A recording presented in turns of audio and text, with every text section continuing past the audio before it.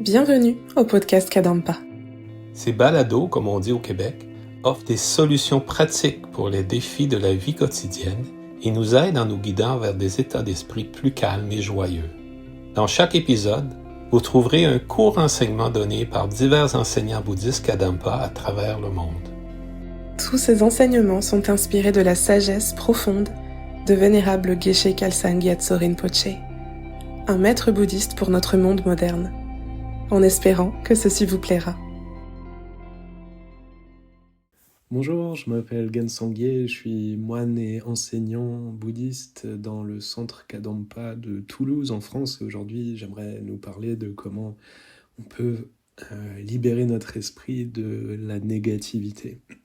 En particulier la négativité associée à la colère, l'irritation, l'agacement, l'aversion, tout ce genre de choses qu'on expérimente finalement assez souvent dans la vie quotidienne.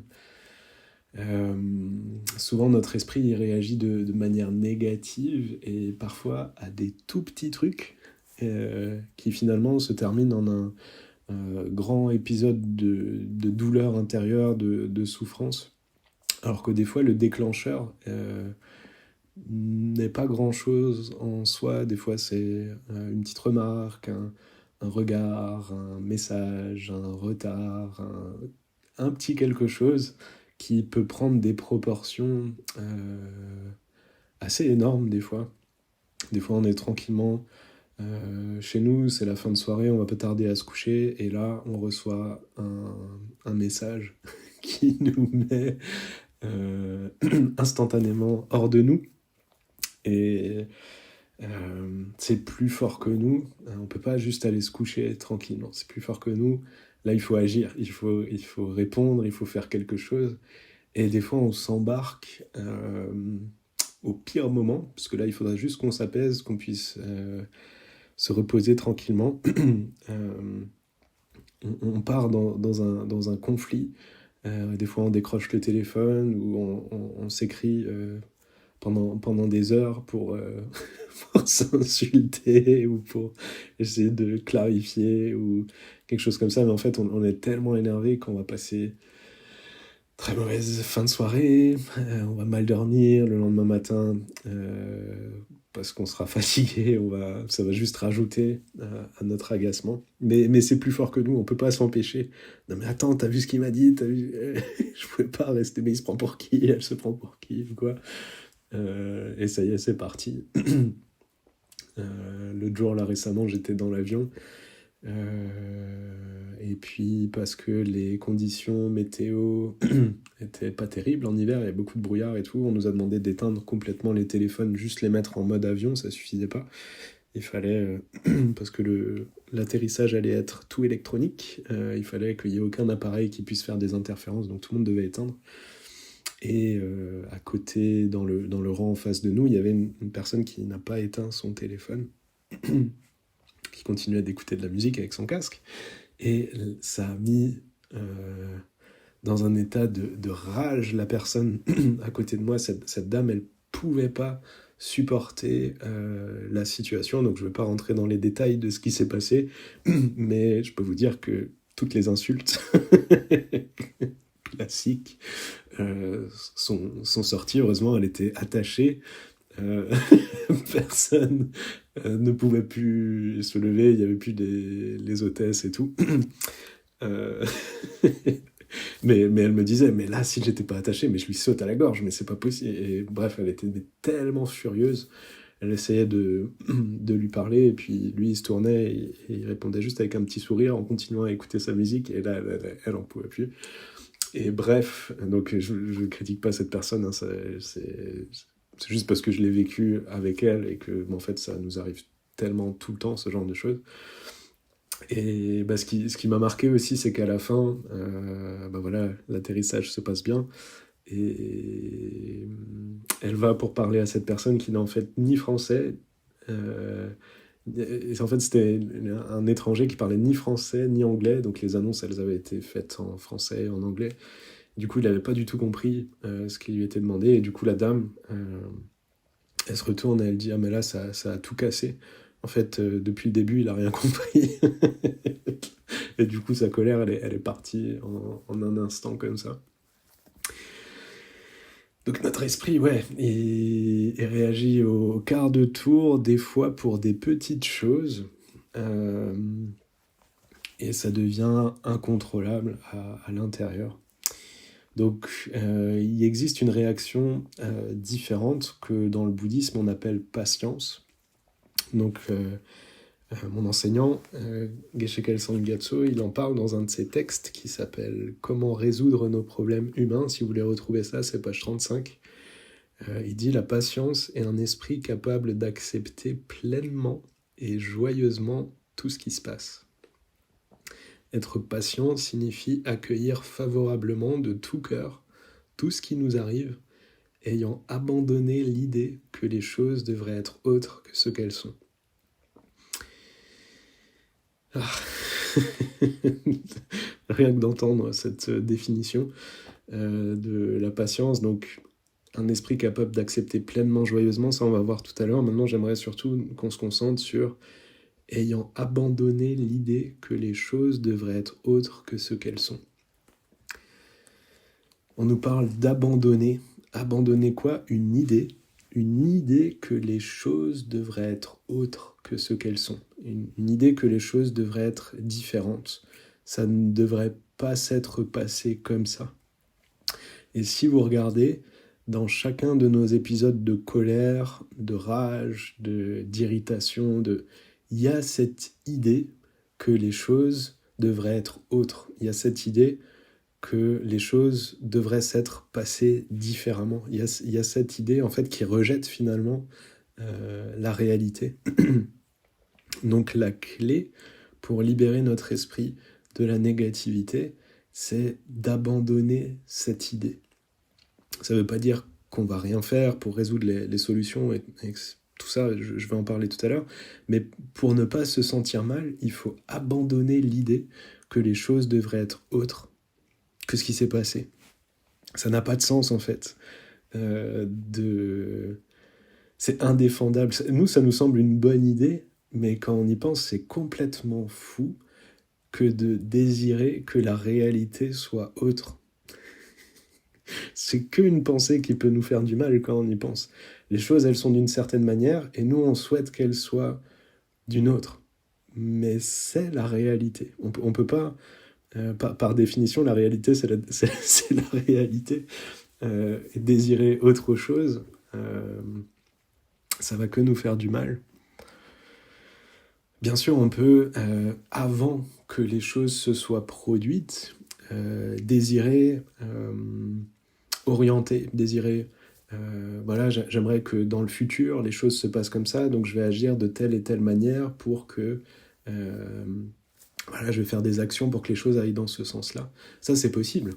Mais une fois que la chose qui n'existait pas dans le passé en vient à exister, là, c'est trop tard. Là, c'est plus le moment de désirer autre chose, de désirer de différence. Ce qui est là, est là. Ça a l'air débile, mais nous, on utilise comme mécanisme de défense le fait de refuser la réalité, de désirer autre chose, désirer un autre scénario que celui qui s'est produit. Et aussi bizarre que ça puisse paraître, je dis bizarre parce qu'on n'est pas familier avec ça en général, mais en fait, plus on met notre esprit en phase avec la réalité, plus on est heureux, plus on est paisible. Une personne qui a totalement mis son esprit en phase avec la réalité, on appelle ça un être éveillé. Et l'expérience de cette personne, c'est que de la paix, que de la joie, que de la félicité, peu importe ce qui arrive. Nous, enfin je dis nous, à part si vous êtes un être éveillé, là vous n'êtes pas concerné, mais les personnes qui ne sont pas des êtres éveillés, par exemple comme moi, on est très très souvent en décalage avec la réalité. Très très souvent, on souhaite une autre réalité, ou alors on plaque nos idées. sur la réalité, on plaque nos fausses projections. Par exemple, on exagère les qualités, on exagère les défauts, on se crée comme un monologue intérieur, on plaque nos idées sur la réalité et on vit plutôt sur nos idées que sur la réalité. Donc on fait tous ça. C'est le mécanisme notamment des perturbations mentales. Et ça nous crée que des problèmes. Mais quelle mauvaise idée de vouloir que les choses soient autres que ce qu'elles sont. Ça va que créer de la tension à l'intérieur de notre esprit. C'est pas du tout logique. Si la réalité est comme ça va être beaucoup plus pertinent, beaucoup plus bénéfique de se mettre en phase avec ça. Et ensuite, ça ouvre la porte à pouvoir réagir de la bonne manière, à trouver des solutions. Parce que, ok, on a acté ce qui s'est passé, on est en phase avec ça, et du coup, on peut gérer cette réalité. Si on se refuse, si on est dans le déni, si on n'abandonne pas l'idée que les choses devraient être autres, et qu'on souhaite très fort que les choses soient autres, ça va que nous créer des problèmes. Donc comment on fait pour lâcher prise avec l'idée que les choses devraient être autres? Donc là, on lâche juste prise avec une idée. Comment on fait pour faire ça? Faut juste comprendre que c'est une bonne idée de lâcher prise et que donc comment on fait? C'est ce qu'on va faire maintenant. On va explorer 2 scénarios. On va explorer le premier scénario qui est plutôt ordinaire, où on désire que les choses soient autres, et on explore ensuite le deuxième scénario où on ne désire pas que les choses soient autres et on met notre esprit en phase. On compare ensuite ces 2 scénarios de manière rationnelle, et si à la fin on trouve que c'est une bonne idée d'abandonner l'idée que les choses soient autres que ce qu'elles sont, on prend une ferme décision de réagir comme ça. C'est ça la méthode enseignée par Bouddha. Voir les bienfaits, les défauts, et une fois que la méthode nous plaît, prendre une ferme décision de l'utiliser. Méditer sur une décision, c'est très puissant. Ça crée comme une empreinte dans notre esprit, ça donne la direction intérieure. Donc si vous voulez, à l'issue de ce podcast, vous pouvez refaire cet exercice, et à la fin, vraiment, vous concentrer sur cette décision. Ça, c'est une méditation puissante qu'on peut faire, méditer sur une décision. Donc, premier scénario où on n'abandonne pas l'idée que les choses soient autres. Donc, par exemple, on est dans une discussion avec quelqu'un, et puis la personne nous manque de respect ou nous envoie un pic. Et là, on désire que ça se soit pas passé comme ça. Comment est-ce qu'il a pu... C'est pas possible. Là, on a notre esprit qui part là-dedans. Ou alors, on est à un repas de famille, là, récemment, il y a eu toutes les fêtes, etc. Puis, mettons, on est à un repas de famille, grande tablée, avec des personnes qu'on n'a pas revues depuis longtemps, qu'on aime très fort, et moi, c'est une invention, hein, ce que je raconte là, je précise, mais mettons, on a, c'est un peu le cliché de l'oncle raciste, ou avec des idées d'un autre temps, un petit peu irrespectueux, je sais pas, misogyne, homophobe, ou tout ce qu'on veut. C'est juste une création, mais imaginons. Donc on est là dans ce moment magique, avec des personnes qu'on aime, on se retrouve, un peu la féerie de Noël et tout, et puis là il y a cette personne au milieu qui gâche tout, qui part dans ses délires, qui manque de respect, peut-être qui blesse les personnes, etc. Et donc là, nous, on a un désir très fort que les choses soient différentes. C'est pas possible que ça se soit passé comme ça, c'est pas possible qu'il ait tout gâché, c'est pas possible qu'il nous fasse ça, pas encore, pas tous les ans, quelque chose comme ça. Ok, donc là, il y a notre esprit qui est pas d'accord avec la réalité. C'est ça qui se passe. L'esprit qui désire autre chose que ce qui est en train de se produire. Cette pensée, cette idée que les choses soient autres, elle nous crée une tension intérieure. cette tension, plus elle est forte, plus notre réaction va être violente et incontrôlée. Soit la personne, dans le premier exemple, la personne qui nous manque de respect, s'il y a cette forte tension intérieure que les choses se soient passées différemment, on va comme chercher un bouc émissaire pour les sensations désagréables qu'on ressent. On se sent mais tellement mal, peut-être la personne elle se rend même pas compte qu'on se sent comme ça, et du coup nous on explose, pas par rapport à ce qu'elle nous a dit, mais par rapport à comment on se sent, par rapport à la tension qu'il y a à l'intérieur de nous-mêmes, et c'est avec ça qu'on réagit. Donc après, il y a tout un panel de réactions. Bien sûr, on peut riposter, agresser violemment la personne, verbalement, etc.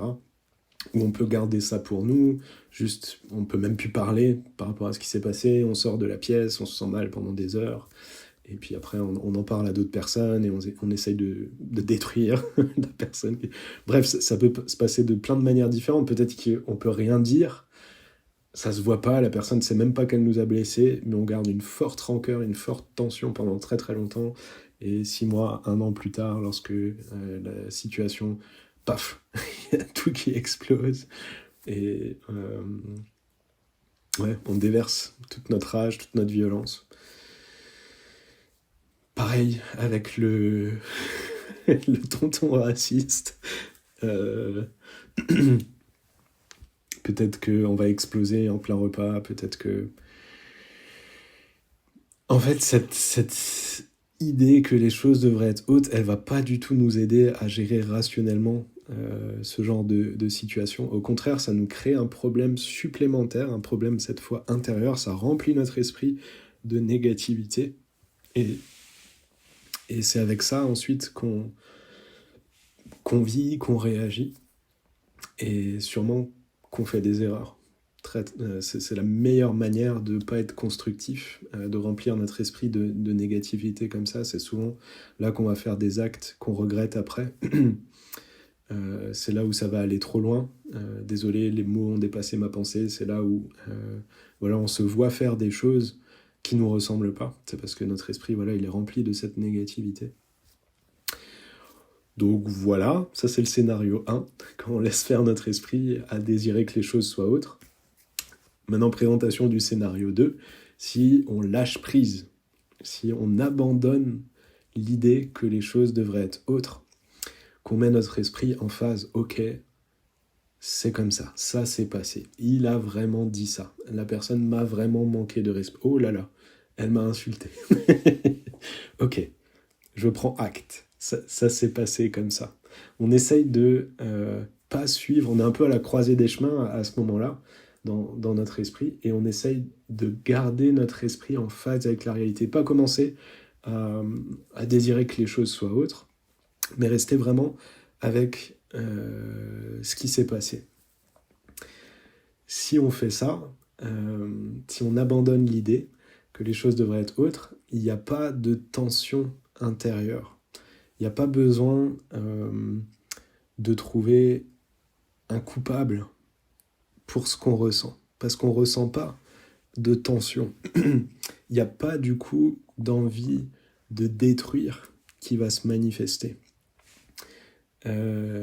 Et on va se rendre compte que finalement, tout dépend de la posture de notre esprit.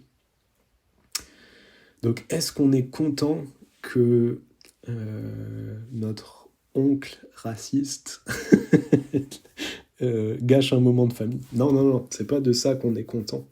On est content qu'il n'ait pas la possibilité de gâcher ce qui se passe à l'intérieur de nous-mêmes. Et ça n'a pas de prix. Ça nous remplit de joie. Je ne sais pas si vous vous souvenez, là, précédemment, quand je lisais la définition de la patience, un esprit qui accepte pleinement et joyeusement. On peut se dire, mais comment c'est possible d'être joyeux quand les trucs vont mal? Je vois pas l'idée, je vois pas le concept. Bouddha, là, tu m'as perdu. Mais en fait, ça vient de ça. Ça vient du fait qu'on reprend le contrôle. Ça vient du fait que on a un refuge dans notre esprit où rien ne peut nous arriver. En fait, c'est plus l'extérieur qui nous dicte comment on doit se sentir, c'est nous qui choisissons. Et ça n'a pas de prix et ça nous remplit de joie. Peut-être là où précédemment on se voyait partir dans les tours et devenir très très énervé, là on se rend compte que on a la possibilité de maintenir un esprit paisible et ça nous remplit de joie. On comprend que c'est le début de la liberté, le début de la libération. Il y a un chanteur français, peut-être vous connaissez, qui je crois chantait quelque chose comme « Vous n'aurez pas ma liberté de penser », Florent Pagny. Vous n'aurez pas ma liberté de penser. Et je trouve que y a beaucoup de sagesse dans cette phrase. Je connais pas le reste de la chanson, donc je m'engage pas, mais dans cette phrase, « Vous n'aurez pas ma liberté de penser », c'est tellement vrai, c'est tellement ça. Peu importe ce qui nous arrive, peu importe ce que la vie nous fait, entre guillemets, un truc qu'elle peut pas nous faire, c'est attaquer ou détruire notre esprit. Ça, c'est nous qui le faisons nous-mêmes. Mais si on apprend à reprendre le contrôle, en fait, aucun phénomène extérieur, aucune personne à l'extérieur de nous-mêmes ne peut attaquer notre esprit. Si on sait ne pas se mettre en conflit avec la réalité, si on apprend l'acceptation patiente, on est libre finalement. Mon enseignant Geshe Kelsang parlait de personnes qui, même sous la torture ou dans le stade terminal d'une maladie grave comme un cancer, les personnes qui peuvent abandonner l'idée que les choses devraient être autres, elles se sentent bien. Elles ne se créent pas de problème intérieur, elles ne se créent pas d'un conflit supplémentaire. C'est déjà assez compliqué de vivre ce genre de situation. On n'aura pas leur liberté d'être heureux, on n'aura pas leur liberté de penser, on n'aura pas leur liberté là.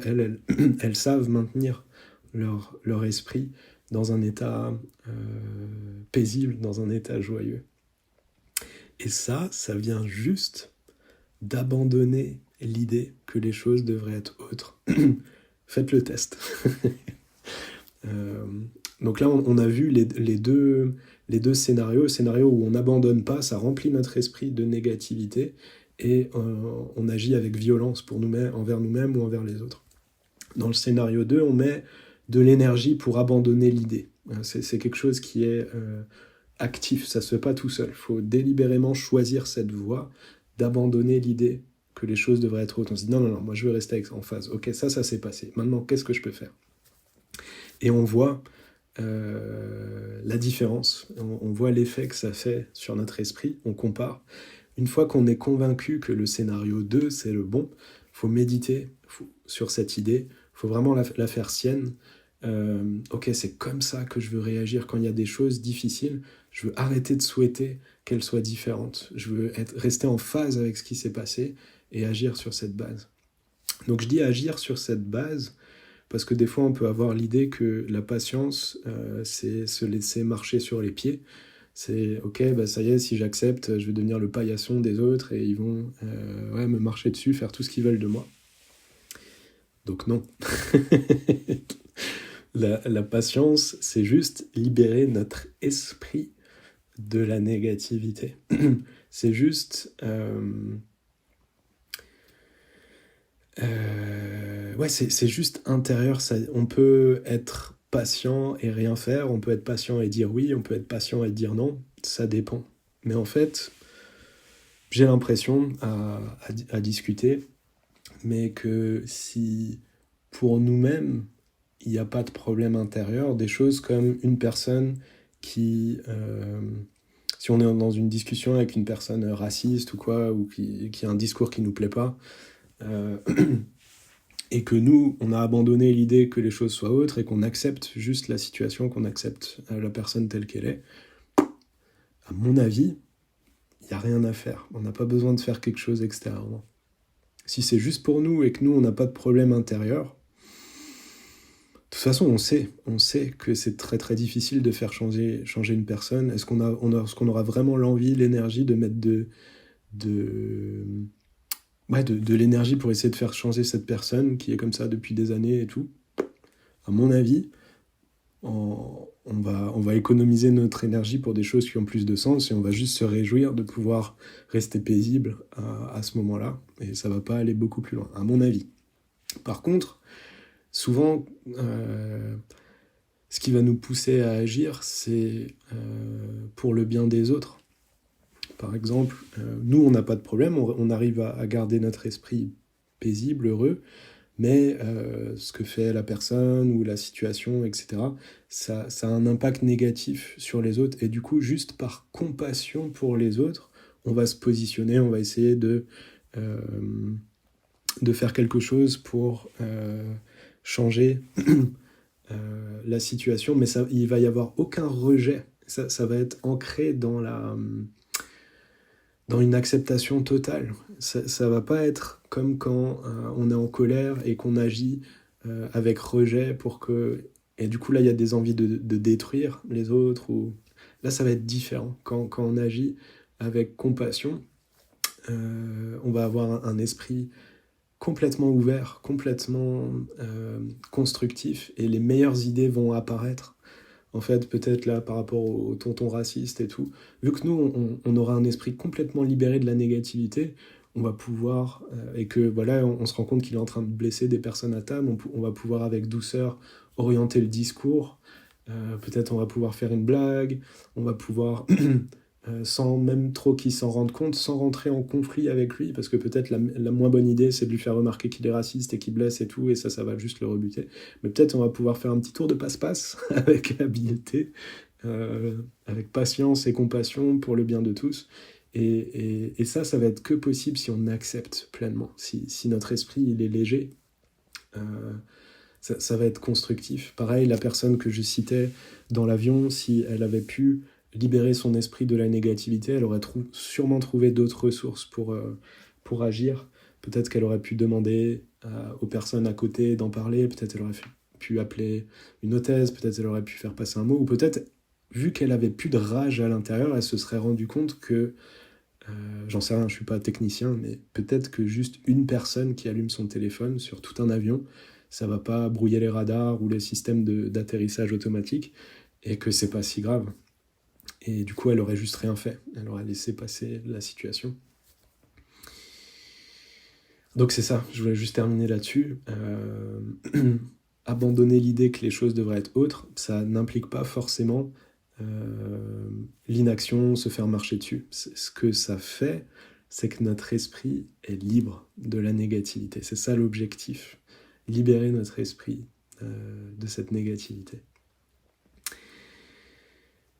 Ok, bon entraînement, bonne pratique, merci beaucoup pour votre écoute, j'espère que vous avez trouvé quelque chose d'intéressant. Si vous voulez nous soutenir, n'hésitez pas à vous abonner et à partager autour de vous, si vous sentez que ça peut aider des personnes de votre entourage. Merci beaucoup. Si vous vous sentez inspiré par ce podcast, suivez le lien dans la description de l'épisode et plongez plus profondément dans la sagesse intemporelle du bouddhisme moderne Kadampa. Nous avons hâte de vous retrouver dans le prochain épisode des Balados Kadampa.